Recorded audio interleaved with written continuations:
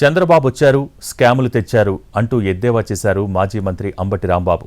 ఉచిత ఇసుక పేరుతో ఇసుక దోపిడీకి శ్రీకారం చుట్టారని అన్నారు. అంతేకాదు నాణ్యమైన మద్యం అంటే ఏంటి అంటూ ప్రశ్నించారు అంబటి. ఎంత తాగినా ఆరోగ్యం దెబ్బతినదా అంటూ నిలదీశారు.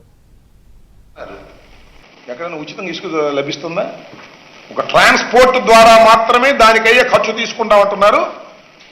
తడిసి మోపిడవుతుంది. చాలా చోట్ల మా ప్రభుత్వం, జగన్మోహన్ రెడ్డి గారి ప్రభుత్వం అధికారంలో ఉన్నప్పుడు కన్నా ఎక్కువ రేట్లకు ఇసుక సప్లై అయ్యే దీన స్థితికి మీరు నెట్టబడ్డారు ప్రజలంటే మీది మంచి ప్రభుత్వం? ఎలా మంచి ప్రభుత్వం అని అడుగుతా ఉన్నా. ఇలా ఇసుక దోపిడీకి మీరు శ్రీకారం చుట్టి ఉచిత ఇసుక అని ప్రచారం చేసుకునేటువంటి పరిస్థితికి మీరు రావడం చాలా బాధాకరమైనటువంటి అంశమని ఈ సందర్భంగా నేను మనవి చేస్తున్నాను. ఇక నాణ్యమైన మద్యం